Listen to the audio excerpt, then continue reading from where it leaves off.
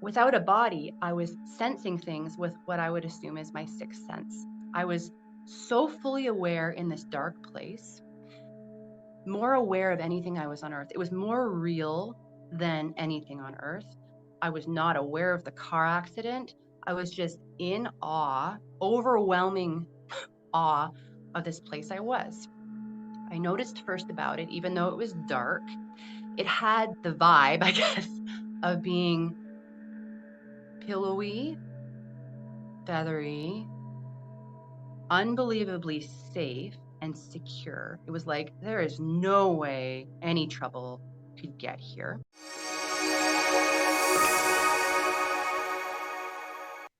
My guest today is Amanda Wideman, whose catastrophic car crash on a mountain road led to an extraordinary near death experience that changed her perception of life, death, and existence itself.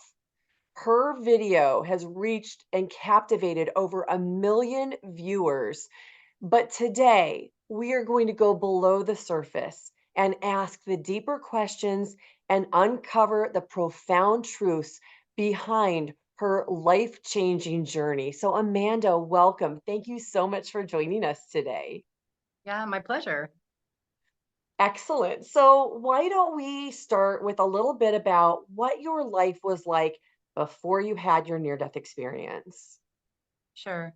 So I was 35 when I had my near death experience, and I grew up in Toronto. I had a typical Canadian life, I guess, middle class Canadian life.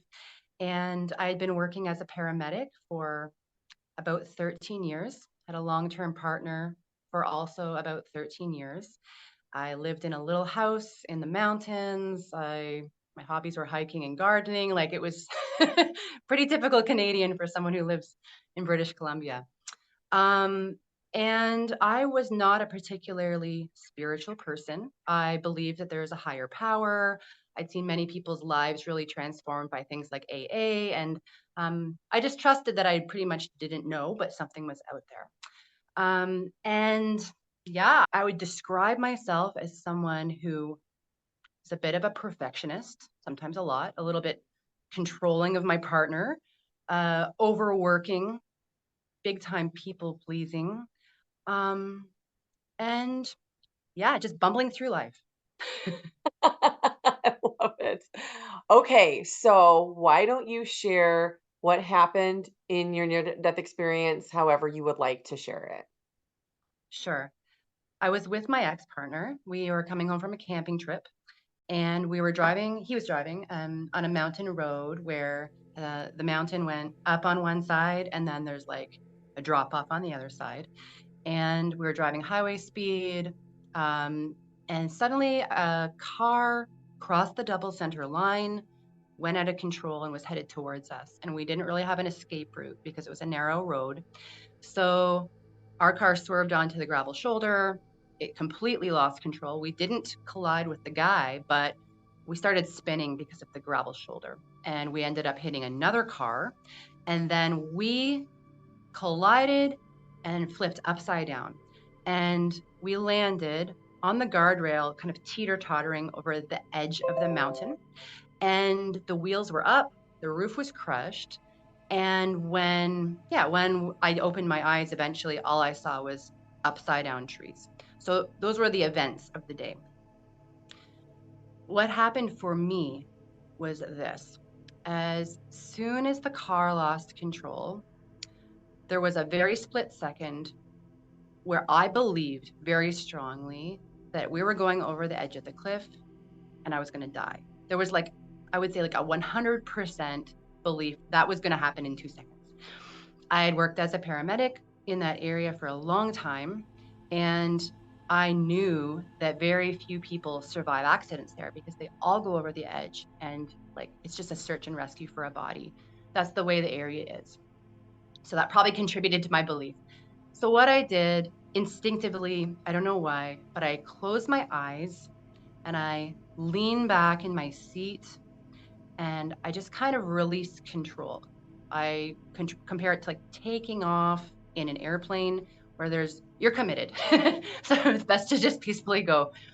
And so I leaned back, I closed my eyes, and instead of going into a future where I was like going over a mountain and crashing over, my full awareness popped up and out of my body, which has never happened to me before.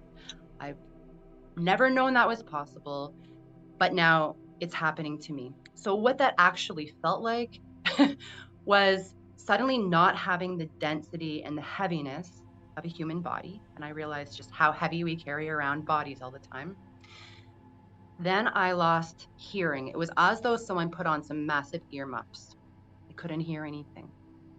And then I couldn't see anything. My eyes were closed, but there was kind of like this internal, full, I'm somewhere else in a dark place sensation. And I also didn't have this thing that we all have that we don't always notice, which is a low lying tension that's in our bodies, just holding it together, being aware of our environment, maybe just feeling a little bit, maybe nervous sometimes, just holding up our body. Suddenly, it's like I was floating, but not like being in a dream, because dreams can, like, you don't always feel things in dreams. But without a body, I was sensing things with what I would assume is my sixth sense. I was so fully aware in this dark place, more aware of anything I was on earth. It was more real than anything on earth. I was not aware of the car accident. I was just in awe, overwhelming awe of this place I was. I noticed first about it, even though it was dark, it had the vibe, I guess, of being pillowy, feathery, unbelievably safe and secure. It was like, there is no way any trouble could get here. And at first, I didn't perceive any other beings or any scenery. It was just like this warm, dark cave in the air without a body. And you think that would be very shocking to suddenly not have your body and be somewhere else. But it was the greatest place I've ever been before or since. And then I started to notice what started to come over very quickly was a familiarity. And this all happened maybe in 2 or 3 seconds on Earth, but time, it's like Earth goes on pause. You pause the movie, and then the experience happens here. So, what set in next for me was this extreme familiarity where it was like, oh, this experience of home that I've been looking for my entire life, either consciously or unconsciously, this is what it's been. This is what I've been looking for. It was this holding room. I would say, I don't call it heaven. I just say it's kind of like the threshold of probably higher dimensions. But it was almost like this place I had been many times in between lives, the first place that I personally had experienced in my passing over into other dimensions. It felt like such a relief. Yeah, that would be the best word. A relief to finally be back. And if you're somebody that's been on the road and moved around your whole life, you've got somewhere, someplace, a really safe family member, and you go there on Christmas. It's just kind of like that times a million. You're walking in, you're like, I know this place. I know I'm accepted. I can be myself and like take off the mask. But times that by like a million, and that you didn't even know it existed until you got there. So it's hard to put into words. So the familiarity that set in was incredible. And then what I perceived, and again, it wasn't like I could see the details or like the specific characters, but it seemed as though I was surrounded. What emerged was kind of like these shadowy figures. I would say, like, yeah, kind of shadowy figures with like a very little bit of like a gray glow behind them, just to show that they were beings, maybe angels, maybe ancestors, I don't know. Whoever they were, there was kind of like this feeling of when someone smiles at you and they fully accept and love you and you can just be. But there were many. I don't know how many, but it was like it just went on and on forever. And this was part of a greeting committee that was there for me. But more than just being loved and accepted and welcomed, it was like, oh, these beings, these people know me. They don't just know me like as Amanda from Earth Life. they know my soul. They know the chapters of my different lives on earth. They've either lived and been with me, or they've been on the other side supporting and watching. And we have been doing this for eons, maybe since forever. And even when I say that, I get chills because I realize there's a circle of beings around all of us that most of us can't perceive, that we've all been together. And I felt in that moment, looking back, that I knew all human beings one way or another because we've had forever. Maybe we haven't come into contact in this life or whatever, but there's like this deep knowing that we were all one. And in that place, in that essence, that feeling, that mood, I was no different than them. It wasn't like, oh, here's this little human that's showing up in this like place of splendor and I'm just nothing. No, it was like, I am you and you are me. You're not bigger and better because you're on the other side. This is just where you are meeting me. And your love and acceptance that's beaming towards me right now, I have for you. We are one, even though we are kind of like individual and separate. We're one in this experience of like no one's better than anyone else. No one ever has been. We just had individual journeys. So all of this is kind of just coming at me, not in words, but in a remembering, in a knowing, like this is always how it is here. And again, it was like 2 seconds or 3 seconds in Earth time.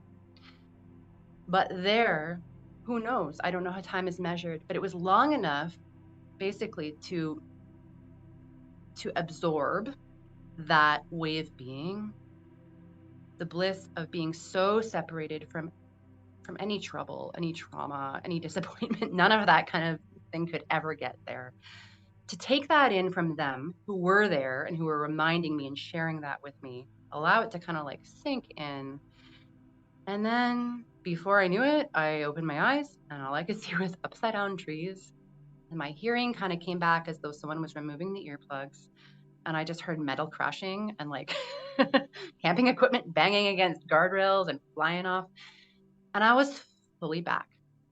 And then when I was fully back, I heard my partner screaming. He didn't have a near death experience, he had a very traumatic experience. People running over to the car, like a typical accident scene. And yet I was totally blissed out. I had never felt better. And I was like, okay, I guess people are going to come and like, I was just in this mode, like, oh, I guess people are going to get out of the car. We're fine. My shoulder hurts a bit, but And that way of being and that bliss that I encountered there, that I'd never encountered before, and I haven't encountered after, it had merged with me. Yeah. Oh, wow. Wow, wow, wow. That's just so incredible. The bliss that you had, how long did it stay? It was very much there. Especially, I would say, especially in the first 6 months. I was off work. So I wasn't kind of plunged back into my busy ambulance job. I was off work to deal with my shoulder. And that time, I'd never, like, in my adult life, been away from work for 6 months at a time and still like had compensation. So I really relaxed into that window. And that allowed that deep bliss to stay. I would describe it as kind of like a heart warmth, a heart relaxation and opening there, and not worrying about anything. Like at the time, I think I was like pretty deep in debt.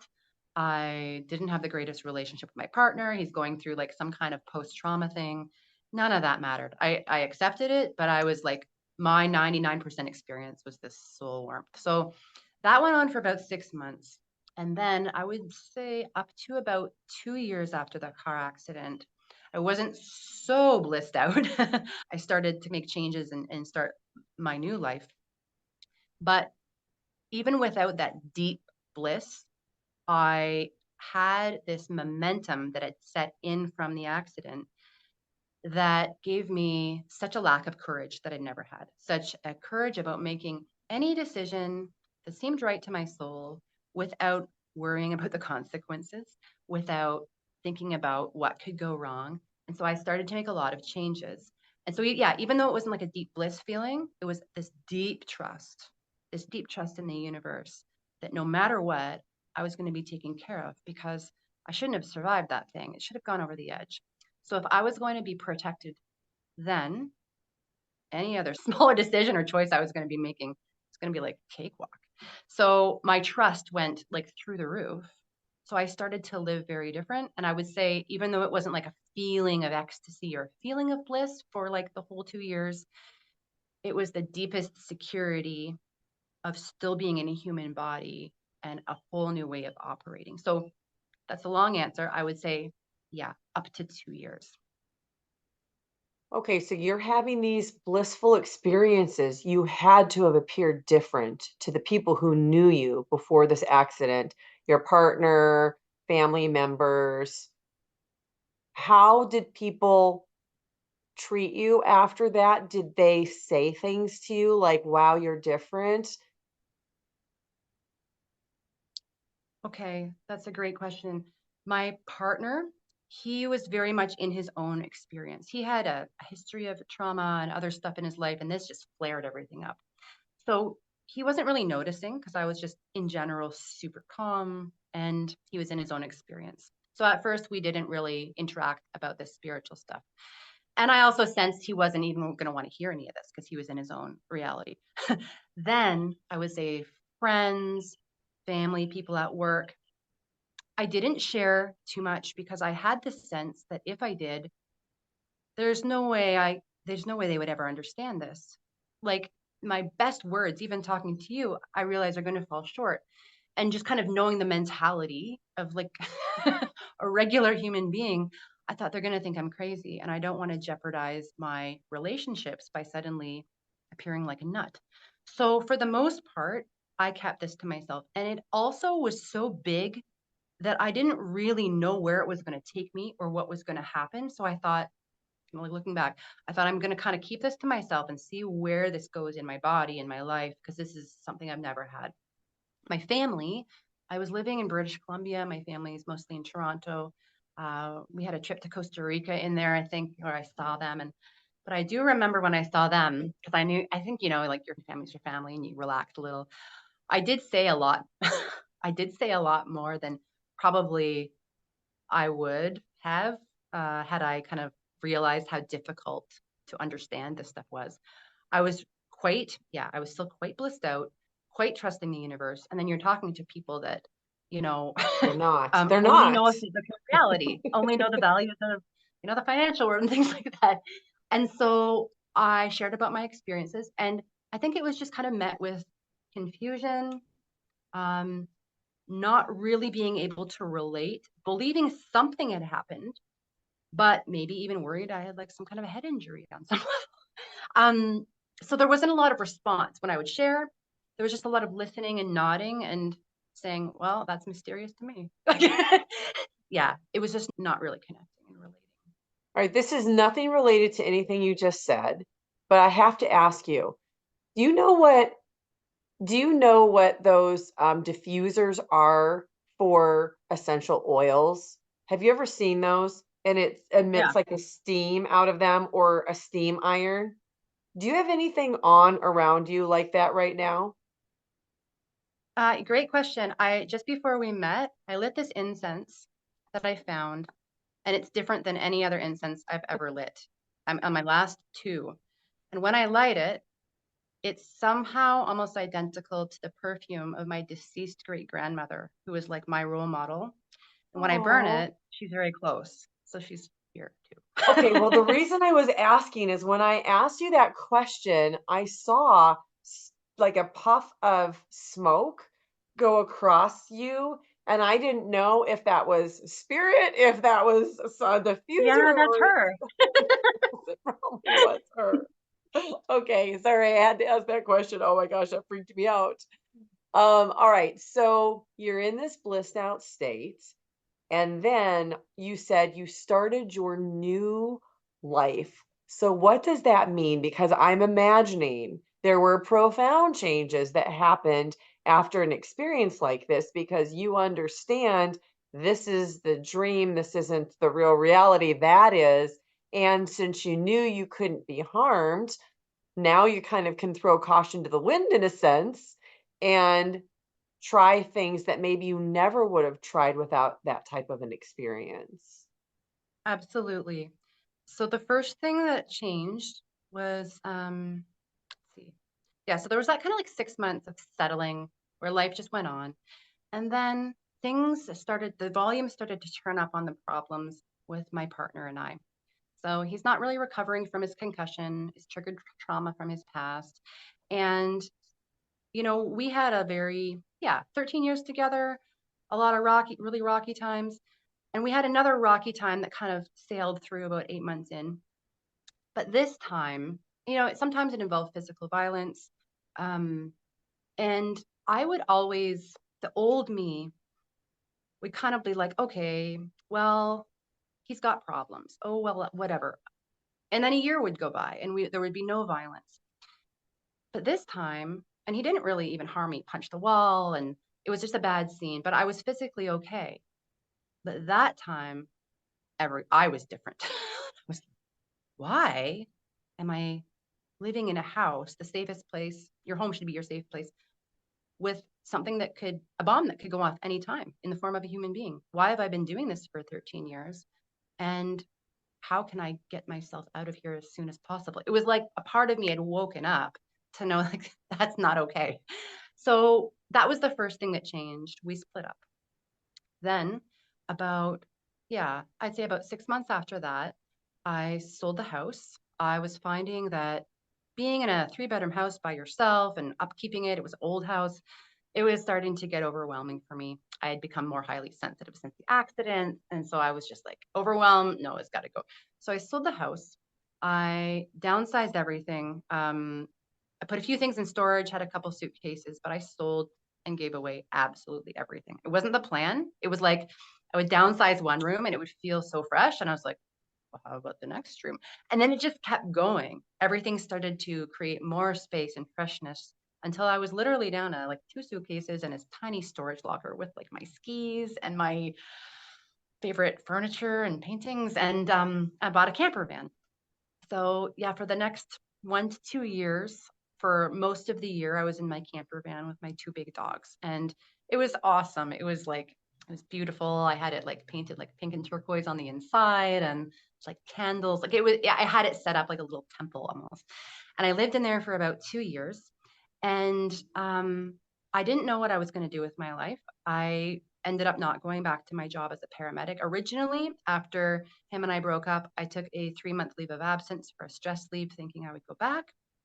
And then, as it would go, about a week or two before it was time to return to work, my whole body was rebelling against me. There was like a big no with every part of my body when I thought about work. I loved my job. I loved my team. I thrived on like crisis response. And suddenly, the new me was like, no. I went back anyway. And after a couple of shifts, I realized there's no way I can do this long term. There's no way. So I just didn't go back. And that's the only main thing I've been trained in my life. So now my family is definitely thinking there's something very wrong with me, for sure. Not quite saying anything, but you could feel kind of the distance and the space sometimes, like at this point, because that's just not a typical thing to do if you don't have a plan.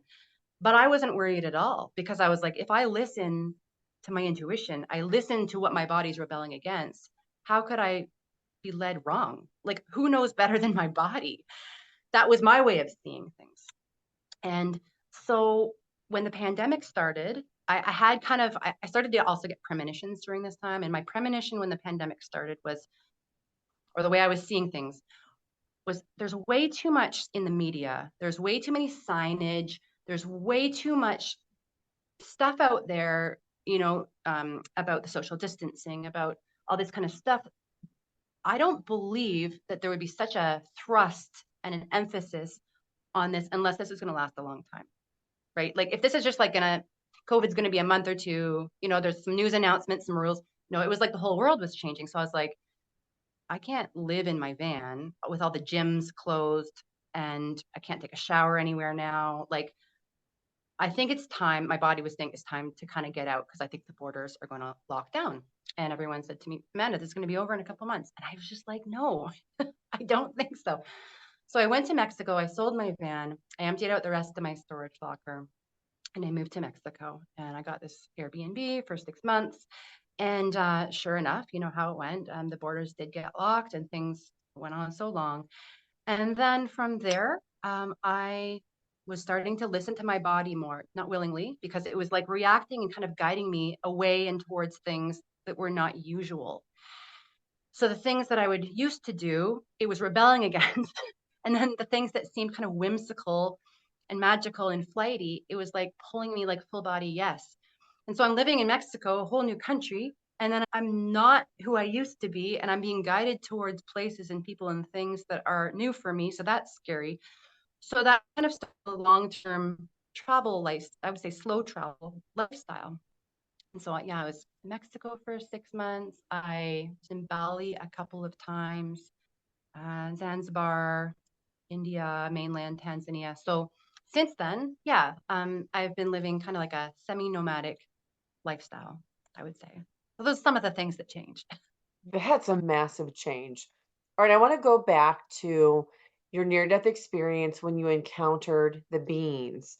And one of the things that you said was that it was as if they were that you knew all human beings. So, can you describe, if you can, how these beings looked to you when you were in that space?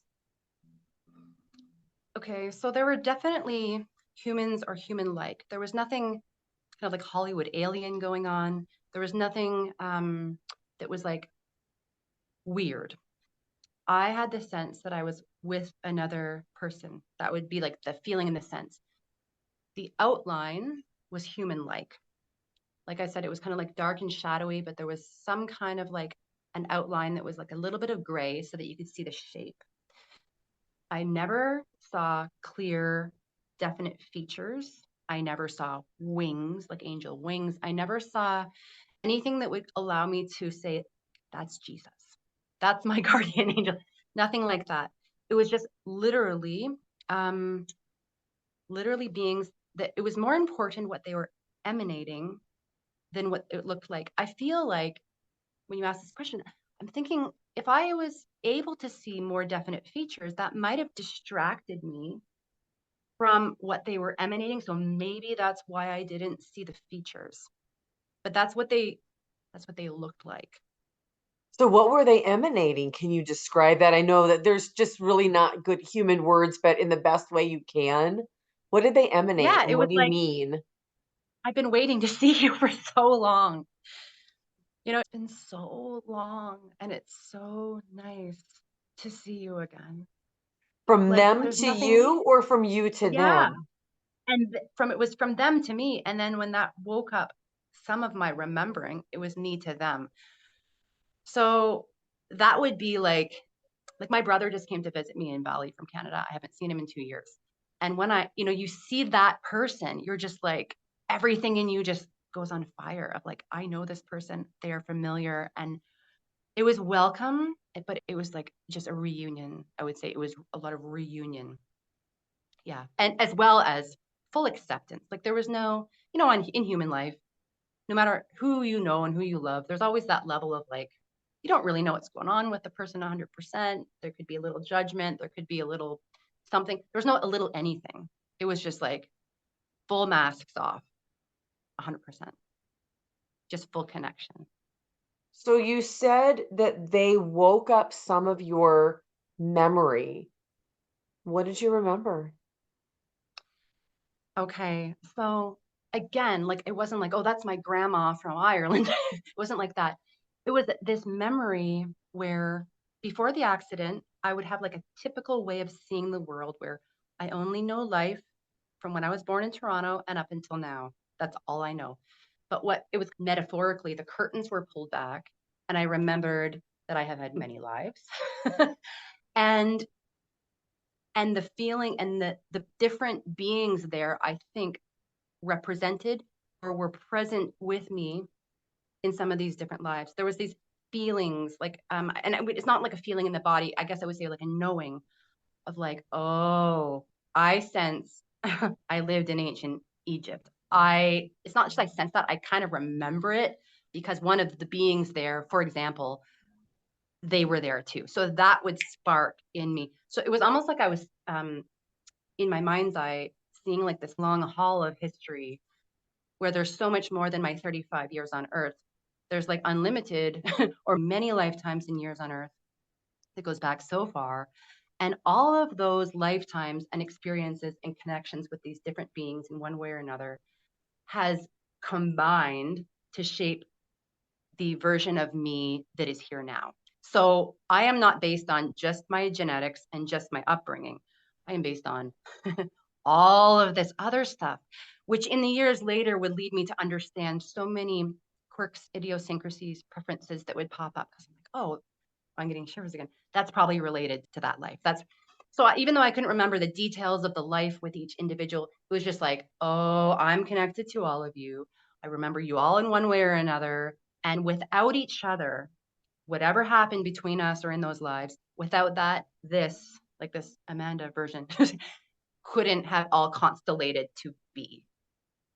Okay, my mouth just dropped open because, all right, I just had this conversation with one of my friends. We were talking about things that we would change in our life. And I always say the same thing. I call this the magic wand. You know, if you had a magic wand, what would you go back and change in your life? And I feel like on the spiritual journey, you get to this place where you realize and you understand you couldn't be where you were right this second without every single interaction, without every single connection to everybody that you have encountered in this lifetime.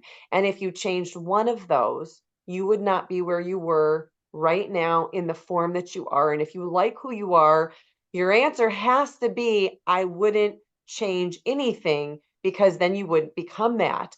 I have never, ever thought about that from the perspective of not just this lifetime, but all of those other lifetimes. And I think the thing that confuses me, and maybe you can help shed a little bit of light on that, is that everybody always says, and this is what I've also experienced on the other side, that everything is happening at once.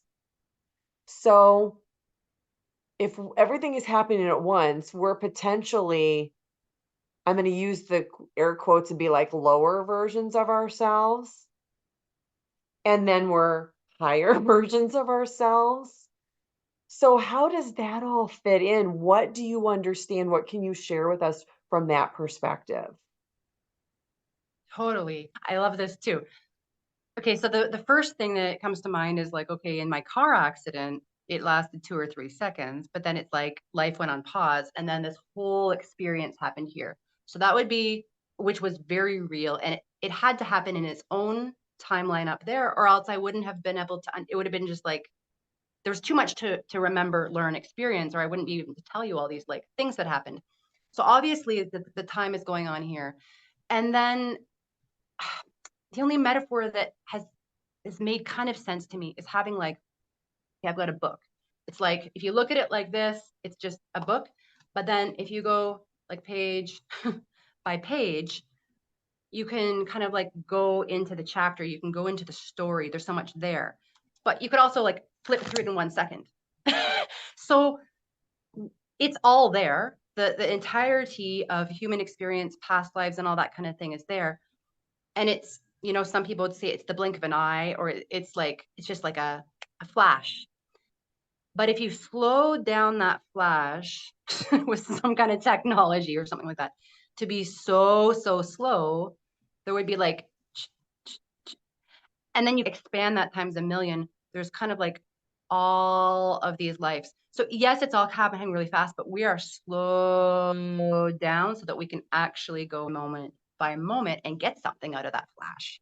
Yeah, kind of like That's, that. I've never heard anybody explain it like that, but man, that makes a lot of sense. That Yeah. resonates. That resonates with me a lot. I'm curious about the beans. Were any of them beings that were also in this incarnation right now, or were they only on the other side and they were not in this incarnation? Did you get a feeling for that? Okay, so yeah, I did. And it kind of comes to things that happen later. So the out of body experience with these beings, it was boom. I'm there. I can't really make out who's who, but I got the essence that you're sharing with me. That's what's important. Then in the years that followed in plant medicine ceremonies that I attended, not all of them, but a couple very specific memorable ones, I didn't go back to that same dark place in my visionary experience. I went into kind of like another place that was outside of time. And before I could make out those visions and what's going on, whoosh, what came in was the same essence that had come at me in the near death experience. So in the out of body near death experience, before I could even make out the outlines of those beings, it was how, like, the knowing of them and the sensation of them and their emanation. And then I could kind of make them out. In the ceremony, very similar. So before I could kind of like clear, okay, what's going on in this dimension I'm in, it came in again. And I'm like, I know this.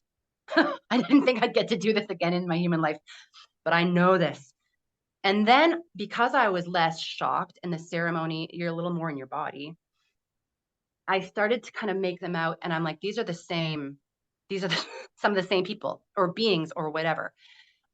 And who and what were they? They were the higher selves of many people that are in my regular life. Okay, so I'm so then this glad kind I of goes asked this back to the weird question. time.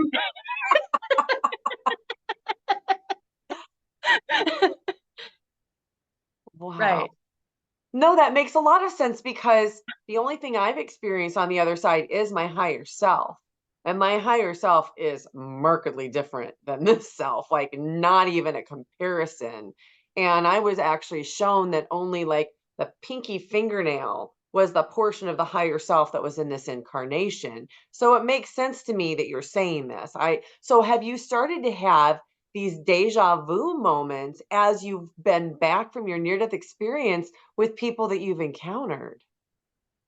Yes, but I've had to be very careful because those people are not necessarily in touch with spirituality or their higher self. So it's like I have to be kind of careful what I say because if that person has not yet believed or accessed their higher self, maybe they have like think horrible about themselves or they've only known their earth incarnation. But I'm like, I know I've been shown so much more.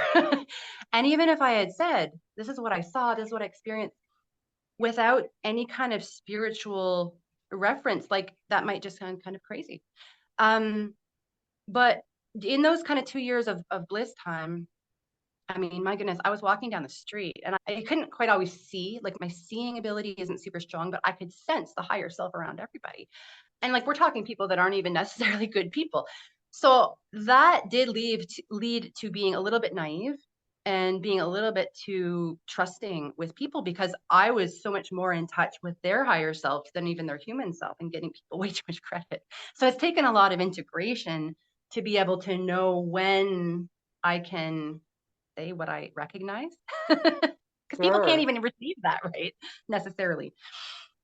All right. So you mentioned the word premonition, and I'm super, super curious about this. So you had this premonition, you kind of felt what was coming with the whole COVID, and you explained that. Have you had some other premonitions that you were able to confirm after they happened? Or so can you share a few of them with us? Totally. Okay, so the first one that I had was, I mean, and this one's kind of like, it could have been a coincidence. To me, it wasn't. The ambulance station I worked at, I was still employed for a few months after the accident. We would work night shifts and many nights get like no calls, small town. One night I woke up with like a start. It was like someone woke me up, but there was no someone. And I opened my eyes and I'm like, no one's in this room. I got up and used the toilet, and like within 30 seconds to a minute of waking up, the phone rang at the ambulance station. And they're like, yeah, you've got a call for an obvious death. It's like, oh. So like I was woken up before that call. And then we went to the call. It was a woman whose mother had just died in the house. She was expected to die that week. And we walk in and the woman says, my mom stood up an hour ago and was reaching and calling our aunt, our dead aunt's name and reaching, and we just kept putting her back to bed because we're like, you're going to fall over, mom.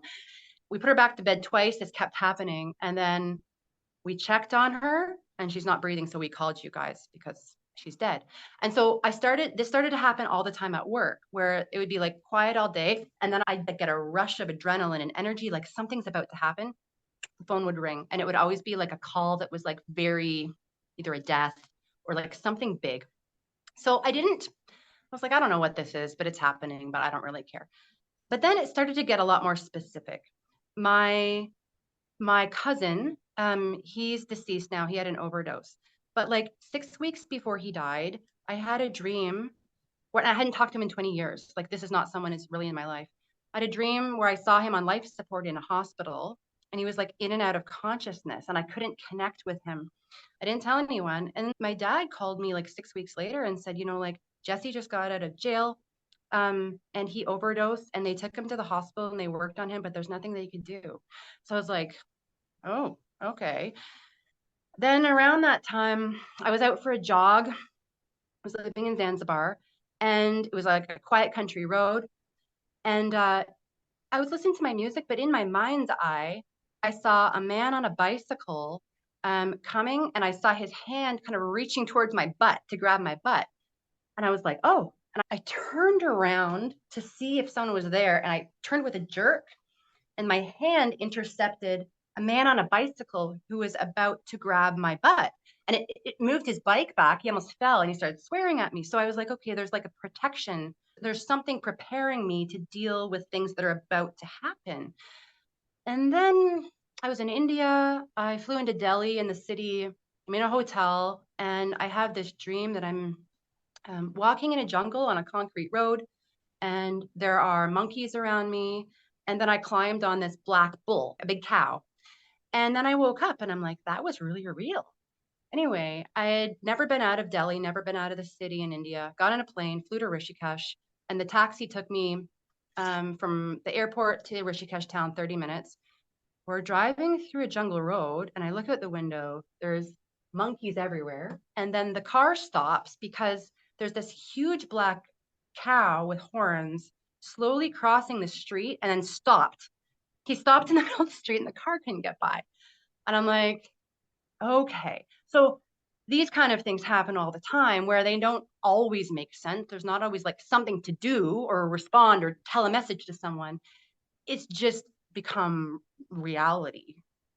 Yeah. Do you write them down to document them? Yeah, sometimes. For sure, for sure. So, Yeah. do you have any other abilities that you have now that you didn't have before your near-death experience? Yeah, and I think this is really common to near-death experiencers, but like when the high sensitivity started to go off the charts, um, just having these real deep knowings and not knowing how, but like knowings about people that sometimes are like too much. And it would start with like, I would say it would be clairsentience, like a feeling in the body, or I meet someone for the first time, or even pass someone in the street, and then something takes over my body, either like I feel a flash of a physical ailment or an emotion that has nothing to do with how I felt the rest of the day. And then after kind of like being with that person for a few minutes, talking to them, I realize, oh, I've figured out what it is that's present for them. It also started on the ambulance. Like I'd get sudden waves of nausea, then the phone would ring. It would be a call for nausea and vomiting. And so I started to, yeah, that feeling portal opened in my body. So, do you do anything with it now that you've connected to that? Have you found a way like to use it to help people or do something different? Yeah. So it's not constant. It's not always happening. And I don't keep myself open all the time because it can be really intrusive. But what I do now, I mean, sometimes it comes through in my coaching sessions, is I'll have like a knowing. Um, and then that kind of informs like where I guide the conversation or a question I might ask somebody. So I'll never say, oh, I have a kind of idea that you're going through this. I would never say that. But I might ask a question that shows like interest or curiosity that would lead the person to maybe get something off their chest or share about something that they would like to talk about. And then just leave it at that, like allow them to explore something that maybe they can't feel or they're refusing to feel, but then it's safe to talk to me about it because I'm already experiencing the thing in my body. I'm totally accepting. So I guess just more like to learn how to create a space, anytime, with animals too, like same thing, of understanding. Yeah. Oh, that's beautiful. Yeah. So, what would you say, I guess, are some of the biggest things that you've learned and that you can share that other people can maybe take an action, have an understanding that they can use without having a near death experience to help them in their lives? Yeah, for sure. Because, sometimes during these conversations, you don't get to talk about this important part. And I mean, this is what really matters. I think having a out of body or a near death experience, like we should be bringing something back with us, like when we're going out so far. Um, yeah, I would say that one big thing for me that has been a huge learning curve, but one thing that's been the biggest is with being highly sensitive, being empathic. Um, Especially if we don't have like a lot of support or we're not super grounded, we can be people who feel a lot. I wouldn't say more, but like in an intensity that can be more than the general public. Right now, in this big time of spiritual awakening, obviously people are going through old traumas and they're experiencing symptoms of mental health that don't make sense. And so I guess I would share that because that has been my path too. um, my kind of journey of like making that work for me and thriving and then like actually having more resilience as a result and not being a victim, because I was a real victim at first, is first accepting, okay, I'm having big feelings. I'm having mental health symptoms. I feel like my life's falling apart. I am walking through darkness. And accepting that is what is in front of us right now. Because I don't know about most people, but I've always been someone who's distracted myself away, who's or been a victim and wanted someone to fix me or all these kinds of things. But like to not waste too much time in that because none of that works and the problems don't go away that day. But literally saying, okay, I don't know why I've got this in front of me. I feel so horrible and I have for so long. I don't know why it's here, but I am going to take responsibility because it's in my lap, not because I'm bad, not because I deserve this, but because it happens to be here. And I am going to work with it in the best way I know how. The first thing that started to help me, because I went through some quite dark nights of the soul, a few of them, the first thing that I should have done quicker was reach out for help. Anyway, any person that I felt guided to, as many of them as I could. So I wasn't like weighing down one person, to not be alone, because I think in suffering, it's way worse when you're suffering alone. Like it doesn't go away if you're supported, but it's not needing to be as bad. So if you're alone in suffering for some reason, please don't be. Figure out a way to connect with other people that are maybe a few steps further down the path, that have found a little bit more of the light. And then from there, and having just a little bit more of a foundation and a baseline for walking through this suffering, realizing that the lies that the darkness tells us, and a big one for me was, it's always going to be this way. You deserve this.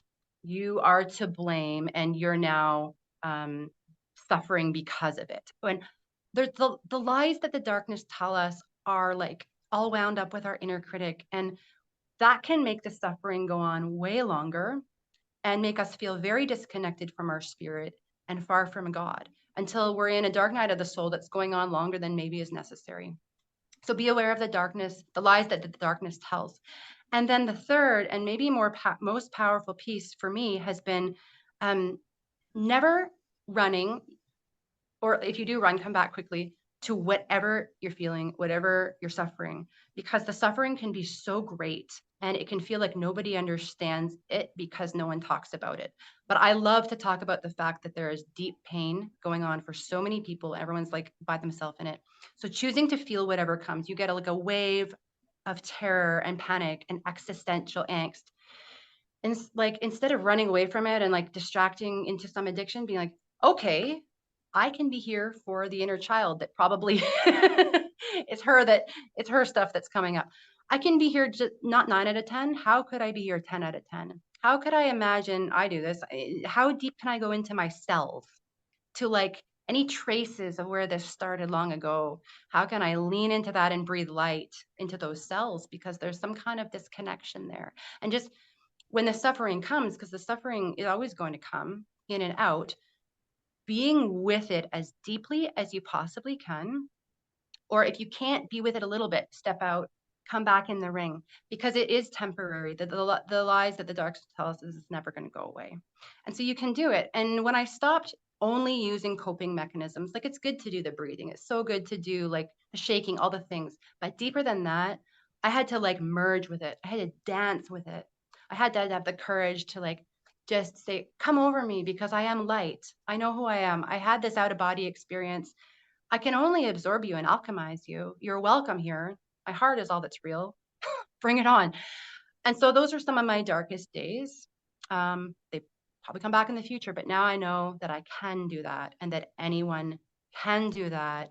The courage is there. Just don't be alone. I think that's really great advice. Now, you mentioned the darkness a few different times. So, will you explain to us from your perspective, what is the darkness and how do we protect ourselves from that? Yeah, I love this question. We've all got different themes and challenges that come through our life, but one of mine has been, and started at a very young age, was like nightmares. Waking up, I could see kind of like shadowy, frightening beings in my room, didn't know if they were real, couldn't talk to my parents because they were super religious. So part of the path of my life would be like, I would say, like trying to find gems in the darkness. Only recently I've been trying to find the gems, but there has been a lot of the darkness. So I would say like a spiritual, psychic element of darkness has been real for me. Um, and kind of mixed with that, I was extremely clinically depressed from like age 14 to 19, didn't leave my room, self-harm, cutting, eating disorders, way too much antidepressants. Like I was just a mess. And in that time, there was like such deep disconnection. And I've had waves of it come through in my 20s, but those years were just hell for me. And looking back, yeah, those would be almost training ground for now. So darkness either through like mental health symptoms or through like spiritual, psychic um, interference or intrusion. Um, or, I don't know about you, but I've had periods of time where it was like I was in the wrong place at the wrong time all the time. I was it was just like nothing will work and you feel like you're in Murphy's law, like a downward spiral. That can be really dark in its own way too, feeling like the universe is against you. Those are some of my darknesses I've encountered with the spiritual psychic side of things. I've encountered that sometimes um, just in my life, in my room, in my bedroom. And so dealing with that and protecting from that, there's a lot of people that would use like different visualizations and protection. And if those things work for people, then that would be a great place to start. For me, I, this is just personal, but my way is to sing. So I would sometimes get woken up at like 2 or 3 in the morning, maybe have like a bad dream, like even in the last 7 years, and then wake up and just feel unsettled in my room, like unsettled. One time I had a cat sleeping with me. I woke up, I wasn't fully awake or asleep. The etheric body of the cat was hissing at like a dark blob in the corner of the room, and the physical cat was sleeping. So I was kind of in between worlds, and I'm like, oh my God, like what do I do? And then I remember, instead of like, okay, I'm gonna do my breathing technique. Oh, I stood up and I looked at it, and it was in my mind's eye, but it was there, and I started singing, and my voice was shaking and my heart was racing, and I just started singing. I wasn't trying to cast it out. I wasn't trying to make it do anything. I was literally creating a vibration in my room that was not going to be compatible for it. So it would have to shift to like another reality that was more compatible. So, and then from that, because that happened many times, I kind of learned this the hard way. Now my room has become a little bit more of a temple. I'm more intentional. So my protection is like, okay, I keep the space clear and clean to respect myself. I have a dozen flowers over there. I've got my altar, not because those things protect me, but they change me. So my vibration of my room is here. And if something goes wrong, I know I'm going to sing. Got my drum. Like, I'm going to up it.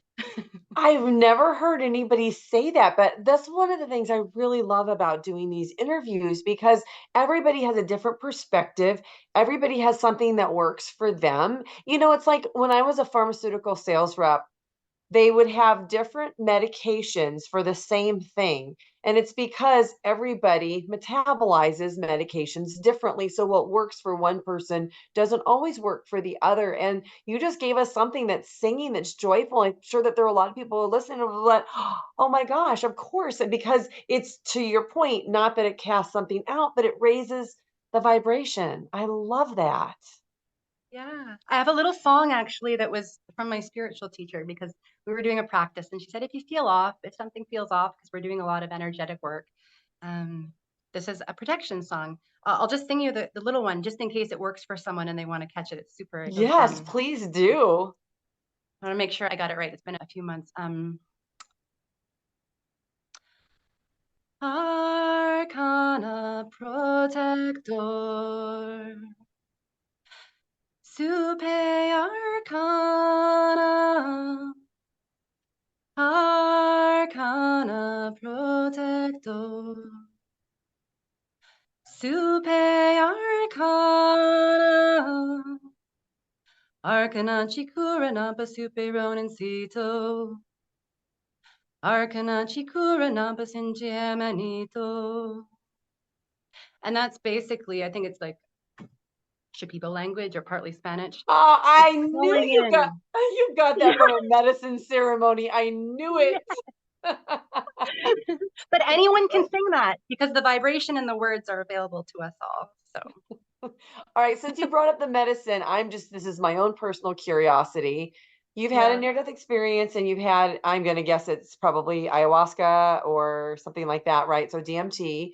So one of the things I know from studying DMT is that they believe that DMT is released when soul enters the body, you're born, soul leaves the body, you die, or when you have a near-death experience. And somebody actually was saying a drop is released every night when your body is allowed to release an astral travel. So, from your perspective with these medicines, you had a DMT.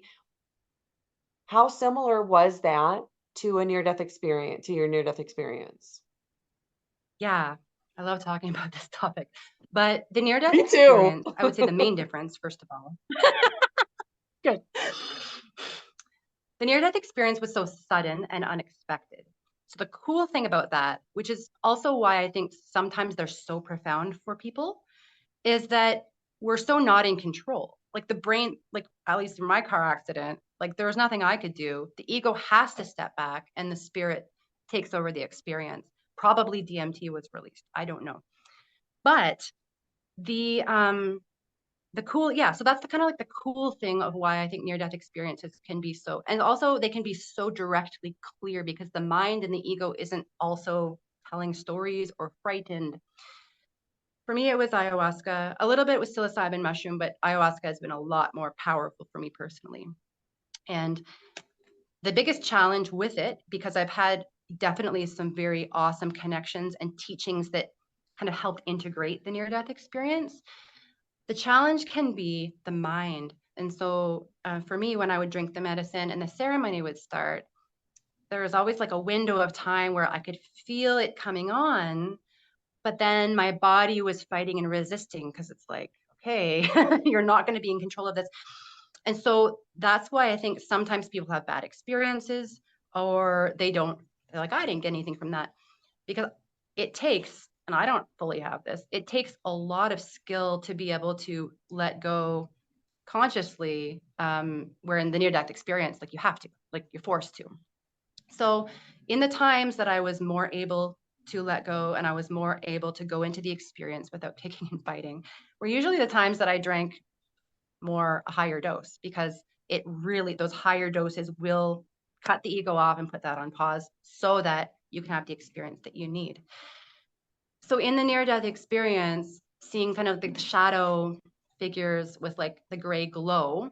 Okay, so that was like introducing me to the emanation and the essence of these beings or the higher selves realm. And then I guess the door was kind of opened. Yeah, I would say the door was kind of opened then. So that when I could let go in the ceremony, I was able to be navigated by the spirits to that place to learn more of what I needed to know or learn or take in from those beings, the higher self. So Yeah, I would call it like the higher self world or a dimension of the higher selves in the ayahuasca ceremonies. And because it's a slower experience, if I can get there, if anyone can get there can be a lot of downloaded teachings because you do have the physical linear time. You still are more in your body. So that's how it was for me. In that realm of the higher selves, one thing that happened was I was up there. I was just awareness. Like it was like my awareness was looking at me. It was my higher self. And yes, like you said, it looks totally different, but the same, but a lot more glorious and glowing. I'm seeing me and I'm seeing a couple of other people standing with me who are people I know from Earth, also looking quite amazing, feeling quite amazing. Like there's only full peace, curiosity, observation. They're in a really safe place. So I'm watching this me looking down on Earth with my two friends. And on this side, I'm looking and I'm seeing the planet, looking like ants, little people walking around. And so they're observing. And I was watching them have a discussion. It was like me talking to my friend who was actually also in the ceremony. And and we're outside of time. Like this place is totally outside of time. And he's saying, Amanda, like you can see that I'm very stuck. Like you can see that on Earth down there, I'm very disconnected. Can you help me out? Because that part of me is lost. Like, what can we do? And so I'd say, well, what is going to be something that would shift you without completely destroying you?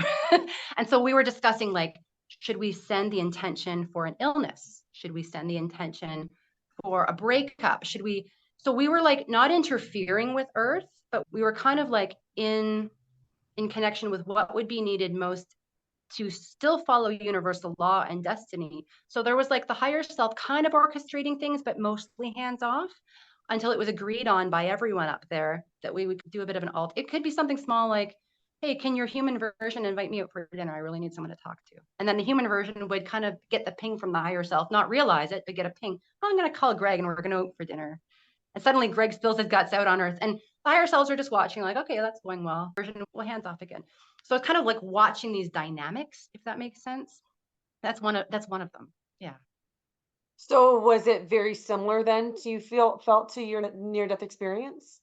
Yeah, totally. Yeah. The aspect of it was like there's this completeness, complete connection. Like there would never be like an argument there because you are individual, you're individual, but your purpose is so committed to like the higher ideal and to God and to like the higher realms of the angels that you're like, we're gonna collaborate on this and we're both gonna feel like a full yes before anything. So the way that they were interacting, but still separate from each other in a way, was this oneness. It was an example of this oneness that we're always talking about. Wow. I am so glad I asked you that question. So something happens to me when I hear certain truths. I get this feeling like the hair is standing up inside my ear, and it's almost like a pressure at the same time. And when you started explaining everything, and for a long time, I completely felt that because you said something I've never thought of before that was a giant realization for me. I talk a lot on my channel about having these bufo 5-MeO DMT experiences, and I've done this 18 times. And all but two, I have completely left my body and gone to the other side and had this experience as my higher self. And as I've talked to more and more people, it seems like plant medicines, animal medicines come up in these near death experiences because something opens up for them where they want to have these also to try and kind of recreate their experience. And I've been told that for a lot of people who have the 5-MeO DMT that they don't even leave their body. They don't have quite the experience I did. But you just explained to me why this happens.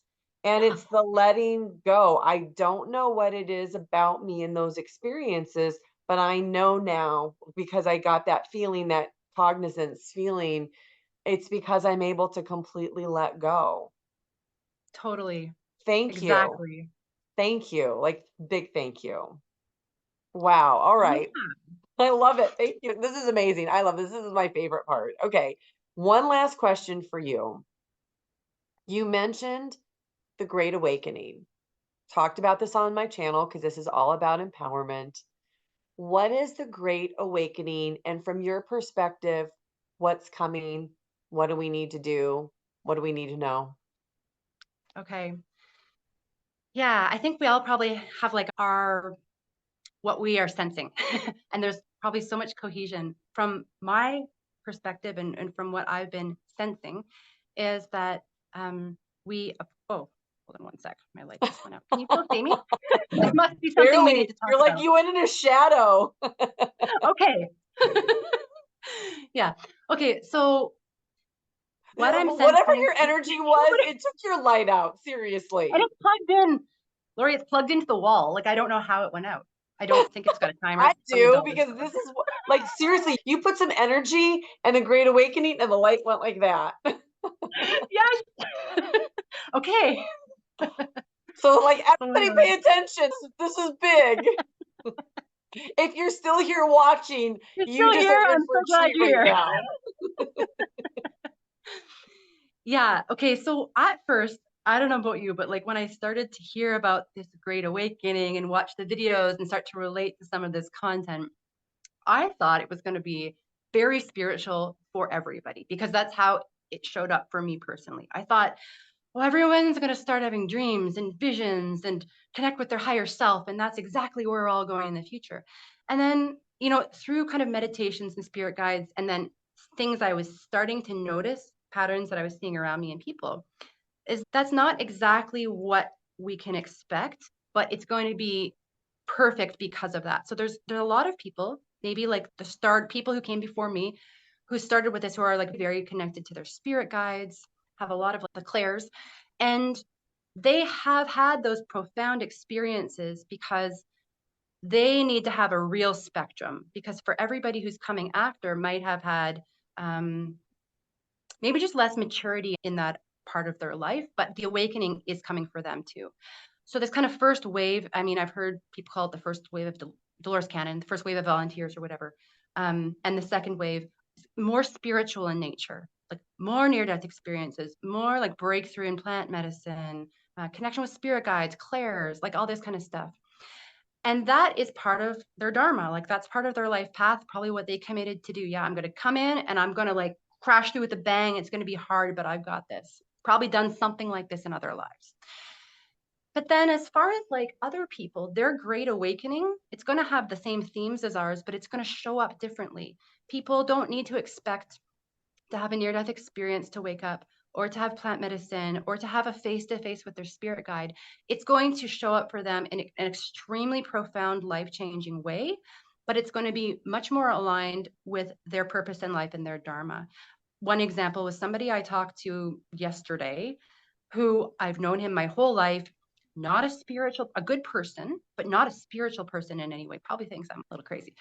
He, who is in his like 30s, known him almost my whole life.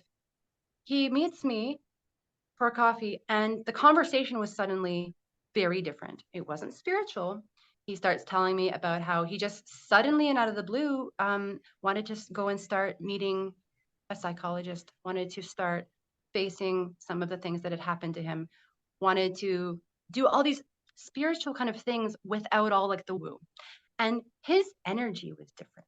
Like, it's not like he had gone through the same type of awakening, but he was having the awakening that his soul wanted him to have. His responsibilities in the world, totally different than mine. I mean, I couldn't live the life he's living because I'm a little bit too sensitive.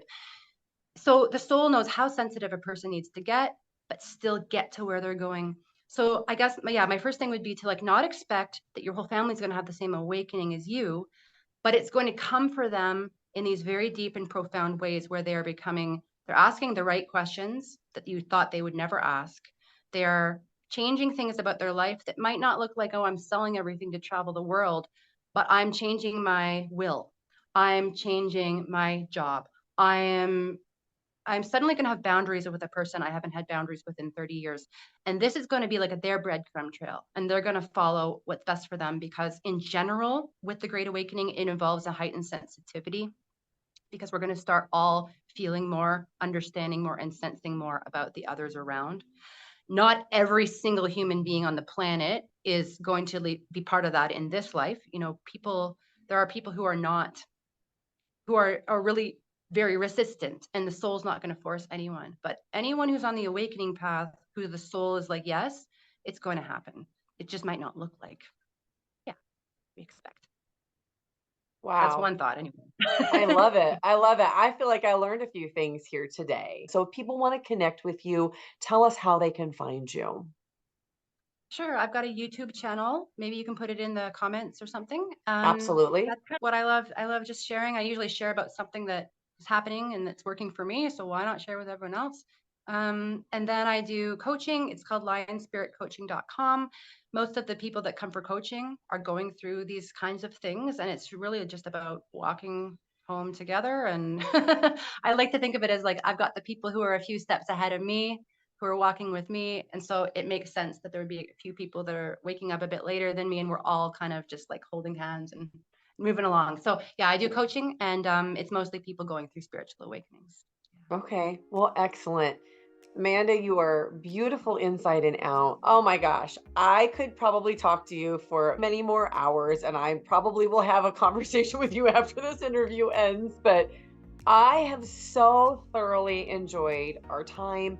You have been so vulnerable in what you've shared about yourself, and I really appreciate it. And then you've also shared some great tips and some ideas for people that they can implement into their own lives. I'm just so grateful for conversations like this. Thank you so much for what you're doing to wake up the collective consciousness. Thank you so much for your time today. I have really enjoyed this. Me too. All right. And thank you, everybody, for watching. Thank you. Next up, check out this playlist of other NDE interviews. Please like and subscribe. It really helps this channel to grow so I can bring you more content. Thank you for watching. I'm so glad you're here.